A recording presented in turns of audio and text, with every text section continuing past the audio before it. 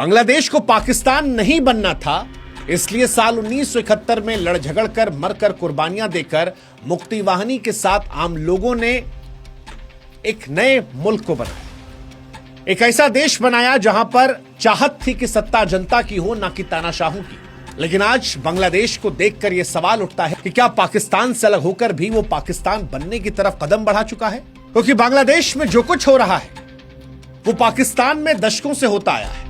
17 नवंबर 2025 को जब पूर्व प्रधानमंत्री शेख हसीना को मौत की सजा सुनाई गई तो अदालत में तालियां गूंज रही थी। सवाल उठा कि वो तालियां लोकतांत्रिक थीं या फिर भीड़ की भावनाओं की, क्योंकि सरकार तो बांग्लादेश में किसी की नहीं है, कम से कम जनता की चुनी हुई तो नहीं है। और फिर सवाल आया कि क्या इसी को बनाने के लिए लड़ाई लड़ी गई थी, या फिर आजादी के दशकों बाद बांग्लादेश उसी दलदल में फंस गया जहां सत्ता बदलते विपक्ष के नेता जेल में चले आते हैं, फांसी के तख्त पर लटक जाते हैं। वो जो पाकिस्तान में दशकों से होता आया है, आज भी हो रहा है।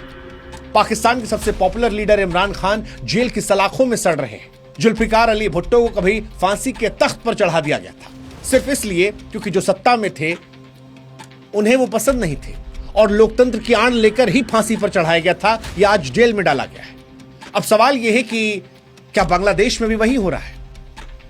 बांग्लादेश में हसीना को मानवता के खिलाफ अपराध का दोषी ठहराया गया, लेकिन सवाल जो उठ रहा है वो ये कि क्या ये न्याय है या फिर राजनीतिक बदलाव? मैं जानता हूं मेरे कई बांग्लादेशी मित्र होंगे जो कहेंगे कि सर आपको नहीं पता, लेकिन बांग्लादेश में शेख हसीना ने अत्याचार किया था। हो सकता है किया हो सकता है उनके कदमों से वहां की जनता दुखी रही हो और होगी भी, तभी शायद इतनी बड़ी भीड़ जो है वो निकली थी। लेकिन मकसद मेरा शेख हसीना को सही या गलत ठहराना नहीं है। सवाल यह है कि जब देश में जनता के द्वारा चुनी गई सरकार नहीं है, उस वक्त एक पूर्व प्रधानमंत्री को फांसी का फरमान और तालियों की बौछार, क्या यह स्वस्थ लोकतंत्र की निशानी है? क्योंकि लॉजिक तो पाकिस्तान भी देता है इमरान खान को जेल में डालने के पीछे, लॉजिक जुल्फिकार अली भुट्टो को फांसी पर चढ़ाने पर भी था, नवाज शरीफ को हटाने पर भी था। लेकिन भविष्य क्या हुआ पाकिस्तान का वो दुनिया देख रही है, पाकिस्तानी अवाम भुगत रही है।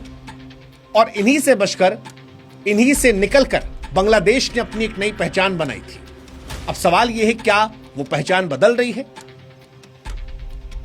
आज इस वीडियो में हम ये समझने की कोशिश करेंगे कि बांग्लादेश में शेख हसीना को फांसी क्यों दी गई, क्या आरोप लगे, बांग्लादेश के हाल का भारत पर क्या असर होगा, क्या भारत शेख हसीना को वापस बांग्लादेश को लौटाएगा, और अगर भारत नहीं लौटाता है तो इसका भारत और बांग्लादेश के रिश्ते पर क्या असर पड़ेगा? शेख हसीना को आखिर किन आरोपों में सजा मिली है, उनके पास विकल्प क्या है, इसमें यूएन या आईसीसी क्या भूमिका निभा सकते हैं, शेख हसीना के पास रास्ते क्या, और क्या शेख हसीना को फांसी के तख्त पर लटकना पड़ेगा?